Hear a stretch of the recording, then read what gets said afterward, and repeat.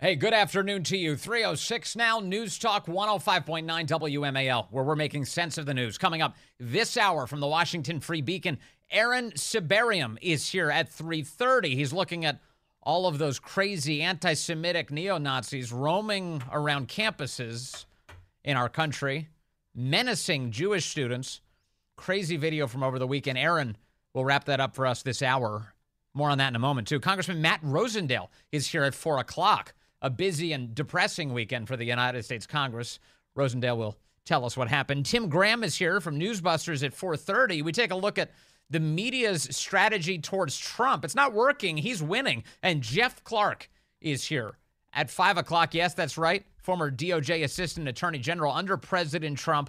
We'll talk to him about the Alvin Bragg trial going on in New York today, starting in earnest. You can join us at 888-630-9625, 888-630-WMAL. I want to get to the New York trial here in just a moment. But first, you should know that all of the chaos that you saw at places like Columbia and Yale this weekend, where you have straight up anti-Semitic people, pro-terror, neo-Nazis, menacing Jews on campus, well, that basically got a full-throated endorsement just now from agent of chaos herself, Alexandria Ocasio-Cortez. There's an Earth Day event going on today. Happy Earth Day, by the way.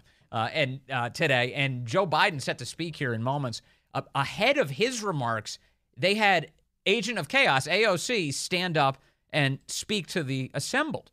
And in so doing, she has just announced her full support for the students at Columbia and elsewhere. Remember, of course, the weekend just full of chaotic images as you get some of these lefties just surrounding Jewish students, approaching them, mindlessly chanting that they need to leave. It's super weird and grotesque. And here's AOC saying, 2 thumbs up. It is especially important that we remember the power of young people shaping this country today, of all days, as we once again witness the leadership of those peaceful student-led protests on campuses like Columbia, Yale, Berkeley, and many others. Okay, that was AOC, again, just moments ago. And this comes after the White House had used one of their no-name spokesmen to release a statement last night condemning what was happening at Columbia. Now at an official event for Joe Biden, AOC offering her endorsement. Will they untangle this incoherence? Probably not. In fact, the White House may not even account for it at all. But there she is, being an insurrectionist herself, once again at this big event associated with Joe Biden today. More on that coming up with Aaron Sibarium at 3:30. Now, to the case in New York. The left has been operating, you and I both know, on an obvious plan, which is to get Trump in front of as many courts as possible all across the country, especially in an environment where they know, regardless of the available information, that they can secure a conviction. And that would mean getting left-wing prosecutors involved, left-wing judges involved. It would help if the judge was a Trump antagonist, someone who had donated to Joe Biden, and make sure it's in a place where the jury is almost certainly to convict, regardless of the available evidence. And that's why we're seeing the Alvin Bragg case play out beginning this week in New York. Now, of course, jury selection was last week, and that was already a chaotic process. But now we're to the actual opening statements of the trial, and the attorneys for both sides presenting their cases today. And I just want to remind you that the attorneys that are a part of Bragg's team are left-wing hitmen to a T, and it was led today, the opening arguments were led today by a prosecutor by the name of Matthew Colangelo, who came to that office directly from the Biden Department of Justice. Just in case you're looking to stitch this together, it's not a long chain of events. He was at the Biden DOJ. He's now in Bragg's office. He's now doing the opening arguments against Donald Trump, trying to lock him in prison. That's where we are. And so the left's plan here was like, this is going to work. If we can just get these cases launched against Trump, if we can certainly kick a bunch of dirt up. What does Nancy Pelosi call it? The wrap-up smear. Make people think he's guilty of something, even if he's not. And then, you know, the best thing, we could fully fill out our bingo card if we actually convict this guy, arrest him, put him in jail.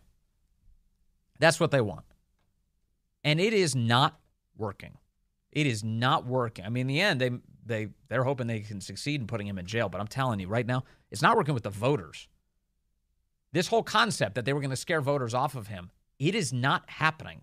In fact, more and more people are drawn to him, and it is driving the left absolutely crazy. They do not know what to do with this at all. In fact, over the weekend, Andrea Mitchell was complaining on NBC that now Donald Trump is getting too much attention because of all of the legal fights that the Biden administration and all of the associated Democrat prosecutors across the country have launched.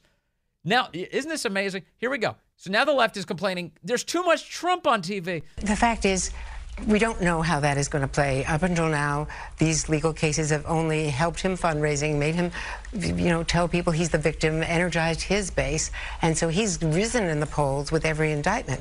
Now we're going to see him. It's blowing up in their faces. Remember, the whole point was dirty him up so people run away from the guy, and instead, now people are thinking this is a political hit job. And Trump keeps saying this is a political hit job, and it's resonating with people. And they're getting to see him on TV. They see him step into that courthouse. They see him step out of that courthouse. They see him step up to those microphones. And he says, this is a witch hunt. They're trying to destroy me. They're doing it on purpose. This is election meddling. And the message is getting through. Isn't this amazing? So now you have the media complaining about the thing that they were rooting on in the first place. Powerless. The judge has been very effective, and how they handle the gag order is yet to be seen while Joe Biden is campaigning. The problem for Joe Biden and for the Democrats is Trump is crowding out, the trial is crowding out everything else. So Joe Biden goes out and does major policy things, the steel tariffs in Pennsylvania, everything else that he's doing, student loans breaking through a little bit. That's right. But everything else is crowded out. Fantasy world. Fantasy world. So now, if you're to believe Andrea Mitchell, and I don't know how many people are out there who do, but if you're to believe her, Biden has been a wildly successful president, and isn't it a shame that all of these Trump trials are crowding out that news cycle? We could just be talking about how great things are right now. Now, the average American, of course, doesn't feel that way. You don't really need to watch NBC or Fox News or any other outlet to come up with that determination. You can just go down the street. You can look at gas prices at your local gas station. You can check your grocery store for what things cost now. You can assess that you are in much more credit card debt than you used to be. It's easier, it's much harder now, rather, to buy a home, to rent a new home. You are stuck where you are. Your ability to make your money travel, well, it's gone down a lot. In fact, you're poorer now than you were 4 years ago. So without watching or listening or reading anything, you would know that. You would know that. And so Andrea Mitchell's telling you, actually, things are great. It's just a shame Trump's on trial. Just a shame. And being on trial, it's only helped him, she says. It's just amazing. So the media who are rooting it on as a way to destroy him in the first place are now lamenting that it's helping him. Doesn't this feel familiar to you? This is 2016 again. And if it's 2016 again, that means good things, actually, in the end. But in 2016, remember the thought on Trump? Trump was the clown. Trump was the sideshow. Trump was the guy that the media said, this is great for ratings. Let's make this guy the centerpiece of the entire Republican Party. Let's just straight up elevate him. Every rally he does, every single thing he does, let's just elevate it. Let's point our cameras at empty lecterns waiting for Trump to even begin the rally 45 minutes before it starts, and then we'll do a pregame warm-up for Trump is coming out soon, and then we'll show you every last sentence he says, and then we'll do a postgame analysis. And that's what they did. MSNBC, CNN, for a time. But as the election got closer and closer, and definitely after Trump won it, what did their attitude become? You can't see him anymore. You're not allowed. You're too stupid. You voted for him. In fact, we are guilty of showing too much of him, was the assessment inside of these cable newsrooms. So they tried to stop you from seeing him. Rachel Maddow to this day doesn't show Trump speeches when she's on the air. She's on the air occasionally. She's not exactly working hard.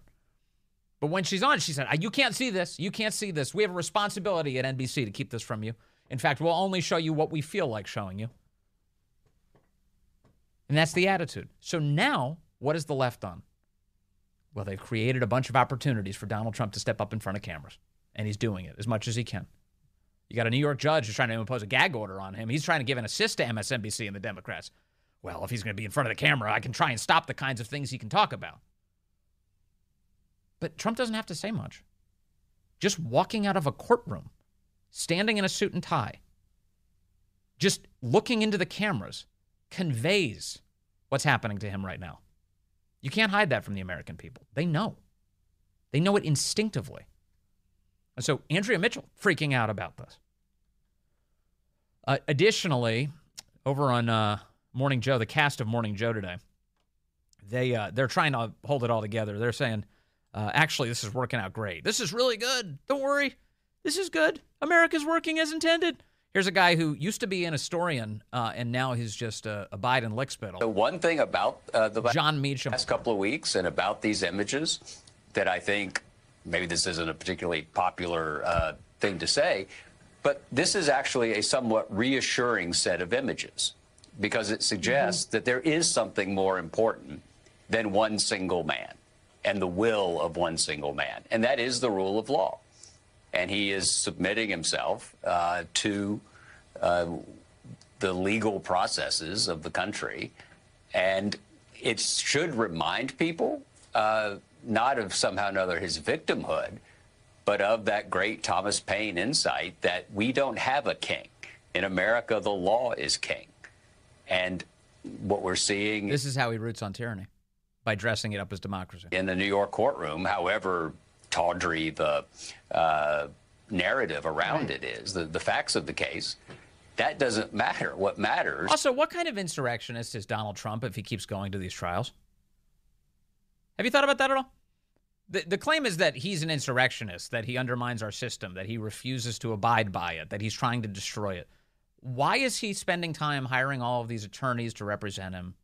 Why is he being, they're taking a huge pound of flesh out of him. Why did he just cough up hundreds of millions of dollars to New York? Why is he doing all of this if he's an insurrectionist? Why isn't he just telling them to pound sand? Just fighting it. I'm not going. Send your goons. I've got the Secret Service. They'll shoot back at you. None of this. He's not doing any of that. There's no standoffs or anything. He's dutifully going to court. He's getting into a car, getting into a plane, going wherever he needs to be, asking for time off. He said he'd like to go to his son's graduation. The judge is denying him. He's not threatening to do it anyway. He's angry about it, bitter about it, but upholding the obligations, having respect for the rule of law. He's doing it, despite the fact that the people who are putting him in this position don't give a damn about the rule of law. They're trampling all over his rights and, by extension, the rights of the people who support him in the first place. He is dutifully going to all of these things. What kind of insurrection is this exactly? It's not. He's an enemy of the state, and they're trying to crush him. And he's trying to fight back, playing by the rules, as they don't. That's what's actually happening. And so today, opening arguments. And Joe Colangelo, who is a Biden attorney, who is now leading the charge here, is the guy. Is the guy. Over another one over the weekend for you. Do I have this audio? This is basically Kristi Noem. Do I have Kristi Noem over the weekend on one of the Sunday shows? Corey's telling me. Okay, all right. Yeah, cut 5. All right, so Kristi Noem was on, and she was raising that these are Democrats and activists and Biden people trying to take down Trump.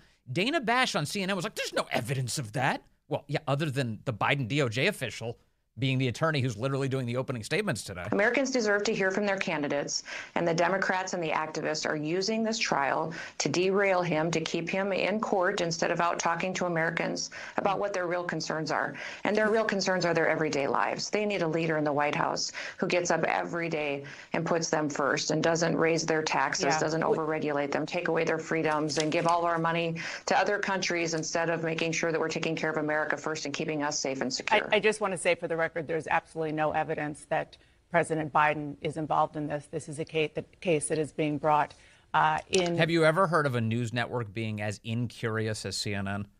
Not interested at all in what's going on. At all. You hear that? There is no evidence whatsoever that Biden is involved. Really? I mean, I don't know. I saw the New York Times report that indicated that Biden was angry that Merrick Garland wasn't moving fast enough on imprisoning Trump. And also, this guy came right from the Biden DOJ. And you're going to play word games here? The state of New York by the Manhattan and DA. That's what I think is remarkable, is that if you look at President Biden and what he's done and what his son has done, and the fact that, they are not being prosecuted for some of their crimes that has nothing to do. Hey, how about you shut up, Dana Bash? Seriously, shut up. Because her position is like, I got to defend the White House and the Bidens rather than get to the truth. Is there a selective prosecution argument to be made for what's happening to Trump versus Biden? Hell yeah, there is. That has nothing to do with it. That has nothing to do with it. That has nothing to do with it. Will you stop screaming and act like an adult, please? And if you want to be a journalist, do that instead, please. It's really kind of unprecedented. That has nothing to do with this. So my question is... True, completely different. Yeah. We have a judicial system right now that's being used against certain members of certain parties. My other point that I want to make... Oh, my gosh. Anyway, so that's just in case you're wondering what they're saying on these dwindling viewership networks. They're insisting everything is fine. And it's a real shame. I love that NBC take. It's a real shame that all these Trump trials are crowding out Biden's rampant successes. No, it's the inverse. Biden's failures are the reason why they've tried to use these trials to upend the election. That's the truth. It's 3:22 now. Who was leading the opening statement today against the president? Matthew Colangelo, who used to be the number 3 under Merrick Garland at the Department of Justice. He left that cushy job at the Department of Justice to go be a line prosecutor in a city office.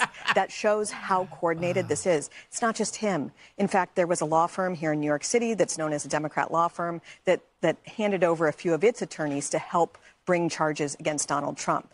This is part of a widespread and coordinated effort, and I think everyone kind of knows it. Well, they should, for sure. The great Molly Hemingway on Fox News today assessing appropriately. This guy's a Biden hitman. They're bringing in a ringer from the Biden DOJ, number 3 under Merrick Garland, now to attack Trump inside of a New York courtroom. It's insane. And guess who the star witness is for the case against Trump in this trial? Michael Stinkin' Cohen, which is going to be a big problem for Alvin Bragg and Joe Biden and all these other Democrats hoping to take down Trump here. It's really amazing. They keep throwing stuff at him. That is Trump. And he keeps turning it into something good. People support him now more. Coming up, Aaron Sibarium from the Washington Free Beacon. Moments away. Hey, good afternoon. It is now 3:35 here, News Talk 105.9 WMAL, where we're making sense of the news. Coming up on the program, Congressman Matt Rosendale talks about all of the congressional votes this weekend that involve you and your money. Tim Graham will be here at 4:30 from Newsbusters as we discuss how the media are now panicking that Trump's trials are getting too much attention. And Jeff Clark will be with us, former DOJ Assistant Attorney General under President Trump. We examine that Alvin Bragg trial going on in New York at 5 o'clock. You can join us, 888-630-9625, 888-630-WMAL. Number of arrests at both Columbia University as well as Yale, involving anti-Israel occupiers who have taken over big sections of campus. And in the case of Columbia, have been menacing the Jewish students on campus, surrounding them, approaching them, telling them to go away, even though they're just as entitled to that common space as the anti-Israel goons are. In fact, here's some of the audio from over the weekend as some of the occupiers at Columbia were saying, we have Zionists in our midst. Get after them. Attention, everyone. Can I get everyone to form a human chain right here, please? We have Zionists that have entered the camp. Mike, check! Repeat after me. We have Zionists. Who have entered the camp. We are going to create a human chain. Where I am standing. They're literally drones, as they say all of this. They start pushing towards the Jewish students and telling them they have to leave. And the crowd mindlessly repeating the words of the gay guy you just heard who was screaming them out. And over and over and over and over again. For more on this, let's bring in Aaron Sibarium, a reporter at the Washington Free Beacon. Aaron, good afternoon to you, sir. Good afternoon. Thank you for having me. Okay, so this is obviously grown completely out of control to the point that Columbia has put its classes into remote learning today. They're not even going in person. Things have really gotten out of hand, no?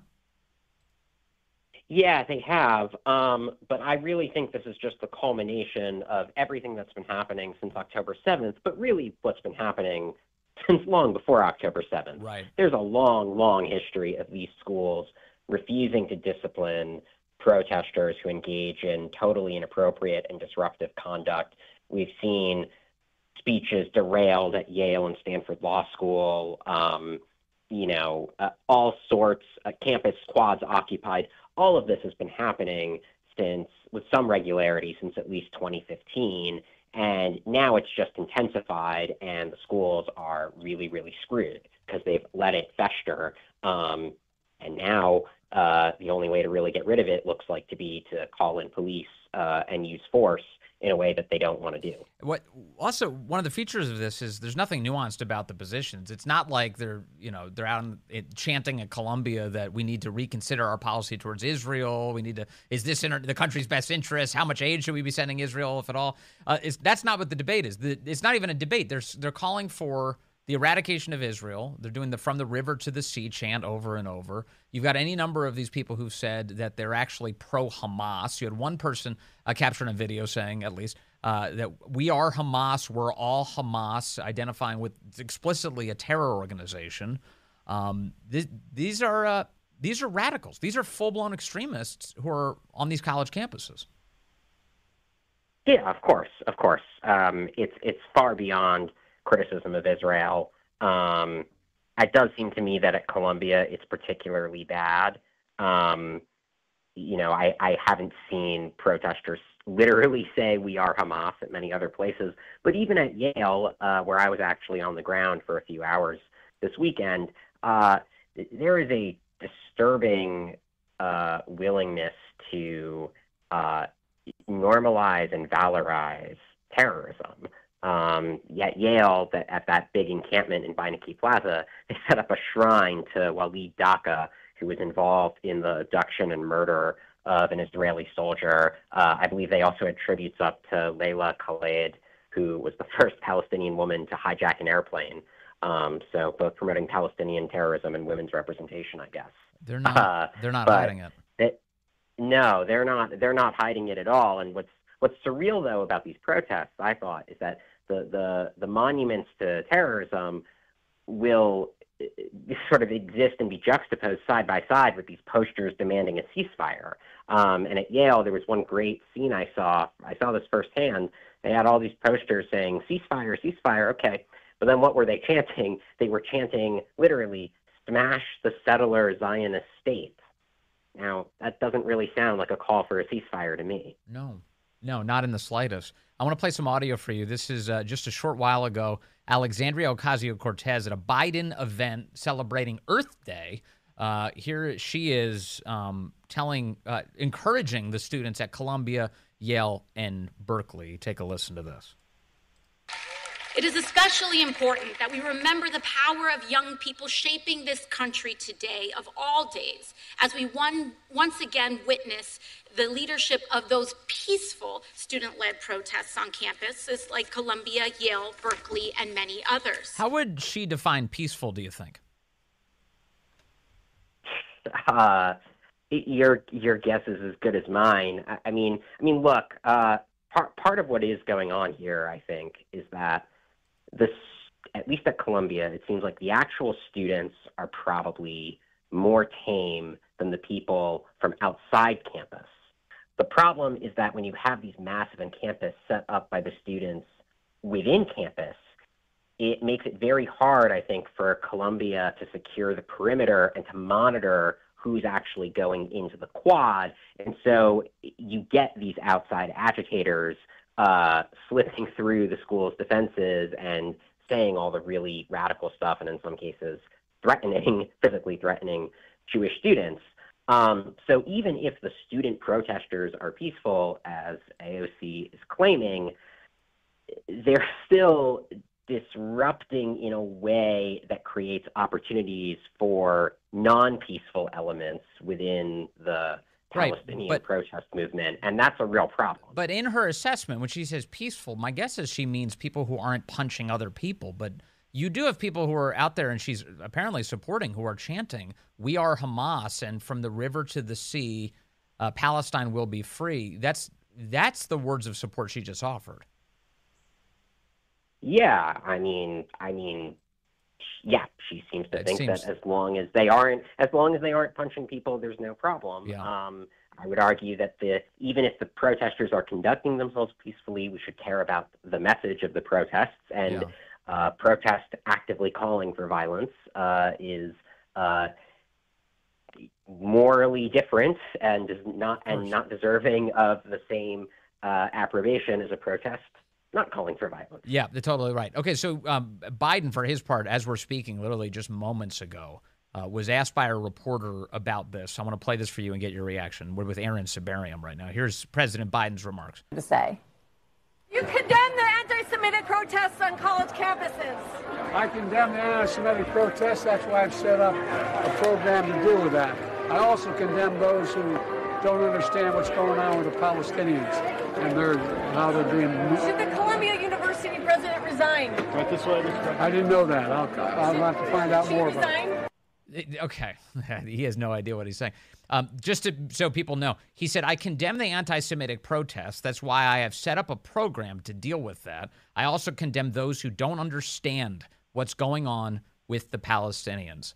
So it kind of sounds like he's trying to equivocate here. He wants to say that the protesters, the occupiers here on these campuses got to have a point. Yeah, that's assuming he knows what he's saying, which I think is a bit doubtful. But look, he's in a bind because Jews are a very important part of his coalition, and so are Muslims, especially Muslims in Michigan. So there really is no way that he, or for that matter, any other kind of liberal institution can respond to this without alienating a pretty important part of their constituency. But as a political matter, Aaron, he ran on this idea that he was motivated by trying to stop anti-Jewish hatred. He says that it was the images of Charlottesville, the Jews will not replace us chants by racist, anti-Semitic people that got him animated. He's like, I wanted to stop that. Why is it that during his presidency, that sentiment's only been inflamed? How did that happen? Well, look, because we all know what he really meant, right? He meant by Charlottesville, he was inflamed by the white people, the white nationalists who were saying anti-Semitic things. When the anti-Semitism is coming from non-white people, it tends not to matter as much. But let me add one caveat, though. A lot of the images I'm seeing are of white people. They're white leftist campus radicals chanting about how much they hate Israel. But they're chanting on behalf of a group of people that is at least understood to be not white. Right. Or they're claiming to speak on behalf of those people. I mean, that's the relevant distinction here. I mean, I really think that a lot of this comes down to just a very simplistic narrative in which white conservative racists are bad and kind of the rest of the country, which is sort of understood in opposition to them, are good. This is, of course, an extremely simplistic worldview. I'm sure that Biden wouldn't, consciously endorse it, but I think in practice, that's the kind of animating impulse beneath a lot of this protest and beneath a lot of the double standards. Yes, and by the way, underneath it all, there is no distinction between those people. As a matter of, I like how in American politics, we constantly try and put things in right-left frames. But if you are reducing people to their religion or skin color, and then you're saying you hate them because of that, you're the same people. In the end, you're the same identitarian lunatics. And Biden is forgiving one while condemning the other. When of course it's all the same out of control behavior. Yeah, I mean, and the other thing I would say is that one thing that's funny about the Palestinian issue specifically is that some of the most outspoken activists, I think, probably don't, in fact, have particularly left-wing views on social issues. I mean, some of the more conservative Muslim students who I suspect are pretty conservative on race and gender issues, are leading the charge and kind of aligning, it seems, with a group of predominantly white woke activists, right? There's an interesting coalitional dynamic here where I think, Muslims who have more conservative views on various social issues end up in the same camp as the woke campus radicals. But if you ask them about their views on, say, same-sex marriage, I suspect at least a couple of the Muslim students or outside community members at these protests would have different views from, say, the Jews for Ceasefire Now crowd, right? Those are kind of different groups. Well, this is how you end up with people with Queers for Palestine signs at these places. It's totally incoherent, and yet here we are. Aaron Sibarium, thank you very much from the Washington Free Beacon. Always appreciate your reporting and your insights. Thank you, sir. Thank you. All right. That's it is amazing, isn't it? So you have Biden who and again the Charlottesville thing. Biden's whole plan was to say that this is what you saw the people chanting, the crazy tiki torch people, the Jews will not replace us crowd. He wanted to say that defines the Republican Party. That's honestly what he was trying to do, obviously. He wanted to ascribe that kind of image to Republicans broadly. Remember, Trump condemned white nationalists and neo-Nazis at Charlottesville. Of course, you remember it, but the media at large have tried to memory hole that detail. Trump was complimentary of people who didn't want to see statues torn down. Is complimentary the right word? He was fine with that. He was fine with Americans who wanted to accepting of people who don't want to see statues torn down. He said there were good people on both sides. Remember, that was so the basis of the Charlottesville hoax is that he was somehow breathing life into neo-Nazism or something. And then now on the American left, it's rampant. It's everywhere. It's everywhere. It's college campuses all over the place. It's in cities. It's blocking highways. It's everywhere. It's people chanting "Death to America" in Michigan. Death to America. Teaching each other how to say the same phrase in Chicago. Ahead of the Democrat convention, which is going to be chaotic because of all of this. That's what it is. It's overtaken way too many people on the American left. A totally radical, bigoted, anti-Semitic ideology. And they barely have a word to spare for it. Biden just a moment ago said, I condemn anti-Semitic protests, but I also condemn those who don't understand what's going on with the Palestinians. So he said, I condemn everybody. So Trump's position is there are good people on both sides. There are some good people on both sides. Biden's position is I condemn all of you to the extent that he's got a position on this at all.